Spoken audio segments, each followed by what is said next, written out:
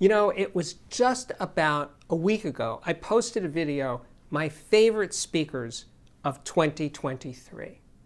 And so today is the companion piece. It's my favorite amplifiers of 2023. And when I say amplifiers, I mean power amplifiers, integrated amplifiers, and also a preamplifier, just one preamplifier. And it's quite a list. It was a really good year for speakers, definitely. And just as interesting a crop of amplifiers passed through this room. To be included on the list, these products not only have to sound good, they have to be unusual. There's something that has to make them stand out from the pack because, to be honest, there's lots and lots of really good sounding amplifiers. But to make it on these best of lists that I do every year, it's beyond just being good. They have to be special. They have to be interesting or unique in some way to stand out from the crowd. And that's why these 6 amplifiers are here on this show today. Now, the first one on the list occurred early in the year, January 12th, and this list will be in order of their appearance over the course of the year. The first one on the list, January 12th, is the Schiit Vidar 2. The successor, obviously, to the original Vidar, which I think at that point had been out 6 years, maybe longer. Anyway, they're both products, Vidar 1 and Vidar 2, are 100 watt per channel Class AB amplifiers that also double their output into 4 ohms. That 100 watts is for 8 ohms. Into 4 ohms, this one puts out 200 watts channel. And if you run it as a monoblock, then it is a 400 watt monoblock. So it's a very powerful amplifier. It's made in the USA, mostly with US source parts, and the price is very reasonable considering its overall build quality. This thing is solid. It sells for $799. And Schiit is available through most of the world. I understand distribution in different countries is different, but anyway, pretty much wherever you are watching this video, you can buy the Schiit Vidar 2. Now, to do this review, back on January 12th, I had 2 other Schiit amplifiers on hand for comparisons, an original Vidar, but also the Schiit Egir, or is it Igir? And that proved really interesting. So anyway, those are the 3. Anyway, a lot more detail is in the actual review, and with all of these reviews that I cite for this best of list, they are linked in the description below this video. Next on the list is the Decware Sarah 300B amplifier. Now, I reviewed this twice. It was a 2-part review. First part was on March 26th. The second part was June 23rd of this year. And it's a power amplifier, basically, but it does have its own volume controls, so you can sort of use it as an integrated amplifier. So a quasi-integrated amplifier, let's call it that. But this is made in the USA. It's beautiful. It has a gorgeous wood base. It has 9 tubes. It's a very tubey amplifier. And the 3 smaller tubes in the front of the amplifier, those are unusual tubes you don't see on most tube amplifiers. Those are voltage regulator tubes. And they can radically change the sound of this amplifier. And that's the thing about Decware amplifiers, is you change the tube, you change the sound of the amp. In this case, your choices are many, because you could change the input tube, which has a very significant effect on the sound. You can change those voltage regulator tubes. And of course, you can change the 300B power tubes. So there's a lot of choices here, and that's why this review stretched out over 2 parts earlier this year. And it's a beautiful sounding amplifier. Now, it's a 300B single-ended amplifier, so it's not a powerhouse. It puts out 6 or 7 watts per channel, so you have to use it with high sensitivity speakers, like horn speakers or zoo speakers, or some Tecton speakers. But in any case, it does the beauty thing really, really well. There's a life force to the sound of this amplifier, as long as you keep your expectations in check in terms of what 7 watts or 6 or 7 watts per channel can deliver. But it's an engaging sound. The prices start, by the way, without tubes, because some people want to roll their own, so to speak. The price of this amplifier is $4,500. It is made in the USA, and by the way, it is sold with a lifetime warranty. Yes, a tube amplifier with a lifetime warranty. Now the tubes aren't warranted for a lifetime, but the amplifier is. And the price depends, you can buy your tubes from Deckware, and that price starts for a full tube set around $500 or $600. It depends, again, on your options.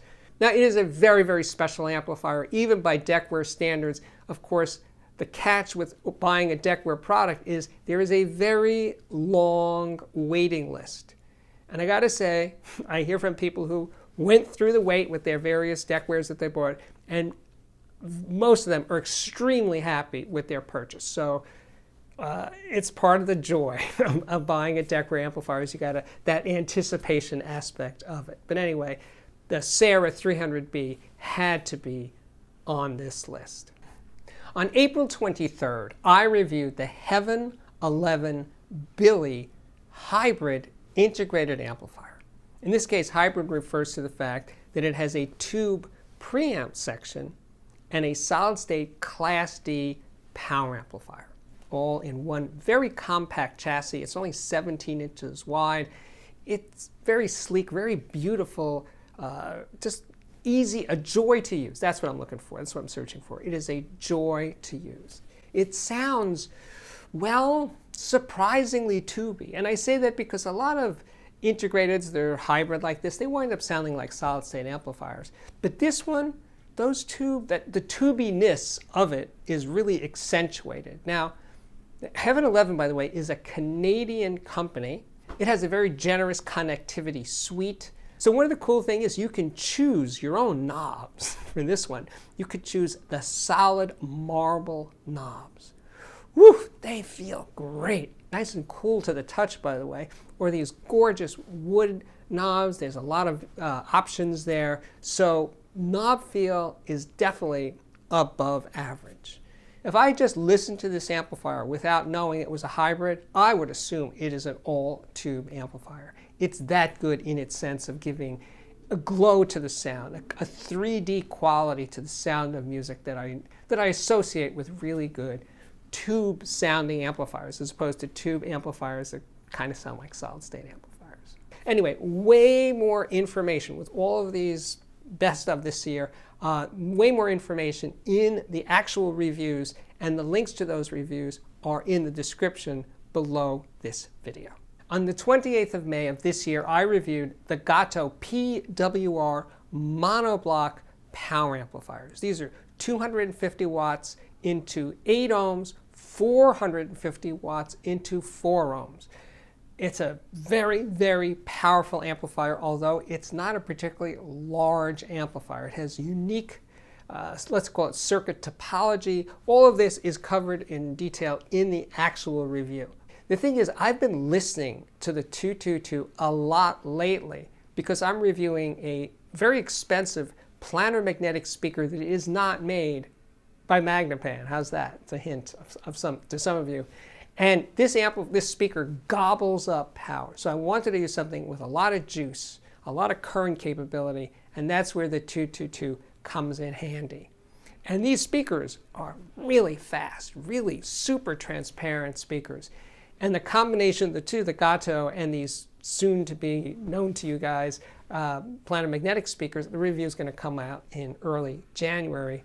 Yeah, the 222 muscles definitely came in handy, and their incredible clarity.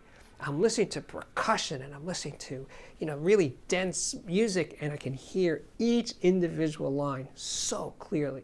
I'm getting goosebumps just thinking about how amazing that is. That's the thing about my job, is I keep searching for new sensations. I can't just review another amplifier, another speaker. I want new kicks. And that my job affords me that exposure, that I keep hearing new and different things and playing familiar recordings and hearing new music, thanks to the differences in speakers and, of course, the differences in these amplifiers. And the Gato 222 is a real standout. It is, in solid-state land, this is way up there for me in terms of its purity and transparency and the ability to unravel very complex, very densely mixed recordings. Gato is a Danish company, and they sell direct worldwide, and they list their prices in euros. So the Gato 222 per channel, per amplifier, is 3,955 euros, and that converts right now to $4,314 per amplifier. On September 28th of this year, I reviewed the Musical Fidelity A1 integrated amplifier. Talk about special. This is a Class A 25 watt per channel design. The entire top of the design, the entire top panel is a heatsink to dissipate the intense energy of a Class A amplifier. And it does run very hot to the touch. Now the price is $1,699. But the sound of it is very special. For that kind of money, $1,699, it is very warm, very inviting. It doesn't sound like a tube amplifier, but it is just so juicy and rich and really powerful sounding for 25 watts. Now, the original A1 came out in 1985 in the UK. It's a UK company, Musical Fidelity is. And anyway, so I was a salesman in the 80s and 90s, and I remember selling the original A1s, and they did sell. And people loved them. They gobbled them up because nothing else could come close to what this amplifier delivered. It was much less expensive then because it was almost 40 years ago. But in any case, what a special amplifier. I am so glad it's back. I had the best time doing this review, and I think at that price, if you have high sensitivity speakers or you're not into playing super loud, all those caveats, this amplifier, and you want something with some real, you want an amplifier with real personality. You just want something like, it's nice. No, this is the one you get all charged up about. I would say supercharged. Yeah, you get supercharged by the sound that you're getting from this amplifier in terms of its, let's say, its va-va-voom quality. It's not about neutrality. It's not about accuracy. It's about fun. And that's what the Musical Fidelity A1 delivers so well. Now, on December 2nd of this year, not that long ago, I reviewed the Linear Tube Audio Microzodal preamplifier and also the Linear Tube Audio Ultra Linear Plus power amplifier. Now the thing is, I've had these in-house for most of this year. This is a very extended, the review on December 2nd was a very extended review because I had such a long time getting to know these products. Microzodal preamplifier had to be included on this list because it has displaced my long-term reference preamp, which was the Past Labs XP30. And it was my reference for many years, maybe 6 years I think it was here. And many preamplifiers came and went, and it remained, the Past remained the undisputed champion. But when I started really doing these comparisons between the Microzodal preamplifier and the XP30, I just kept going over to the Microzodal and using the XP30 less and less. Now the XP30, I just said, is really, really good. But there was just something about the sound of the Microzodal Pre that it just pulled me in. Now this is a tube preamplifier. Does not sound particularly like tubes, but it doesn't sound like a solid state. It's its own thing. It is more, and I hate to use this word because it's such a cliche, but it is just more musical, the way it effortlessly resolves detail and clarity.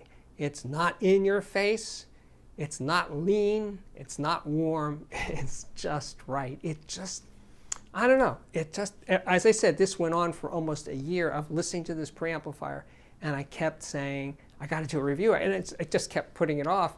And here, and finally, on December 2nd, I did the review. And of course, the full review is linked in the description below this video. And the price of the LTA Microzodal is $4,450. It is made in the USA. And the power amplifier, the Ultra Linear Plus, that one is a 20 watt per channel Class AB amplifier, push-pull tube amplifier, and that price is $6,800. Now, the ultralinear amplifier is very special because it's a tube amplifier that does not use conventional output transformers, those big honking transformers on the back of, well, pretty much every tube amplifier you've seen. They're not there. No, because this is a unique circuitry designed by David Burning, well, way back in the 80s. He's been refining these output transformerless designs for a very, very, very long time. And again, it's a tube amplifier. It's an all-tube amplifier, but it doesn't sound really like a tube amplifier, and it doesn't sound like solid state. It's its own thing. And again, all of this is covered in the full review on the channel, link below. And now, that completes this list of my favorite amplifiers of 2023. And now we will move on to, yes, you know it, you love it, the Audiophiliac viewer system of the day. Hey, this one comes to us from Adam. He lives in Dartmouth, Nova Scotia. The turntable is a Riga P3 with a Neo power supply. The cartridge, Nagaoka MP200. Phono stage is a Gold Note PH5. And he does play CD, so there's an Audiolab 6000 transport. Integrated amp, a Toll IN100. Speakers, those gorgeous speakers are Sonus Faber Sonetto 2s on Target stands. The power conditioner is an AudioQuest Niagara 1200, and there's a bunch of AudioQuest cables in the system. Thank you, Adam. All right, we are back. My name is Steve Guttenberg, and it's true. I am the Audiophiliac, and here I am spreading cheer. Yes, it's that time of year, so happy holidays. However you celebrate them, wherever you are in the world, thank you so much for watching. If you dig the channel, I got to do my commercial, sorry. If you dig the channel, please consider joining my Patreon. Super easy to do. You can join for a couple of bucks a month, up to $50 or $100 a month. At the top tiers, you and I will have a personal one-on-one conversation, and those conversations are so much fun at the beginning of each month. And if you have yet to subscribe to this wonderful channel, please do so. And if you like a given video, please give it a thumbs up. And with that, I can say, again, thank you so much for being here. And I really, really do hope to see you back here again very, very soon. Bye-bye.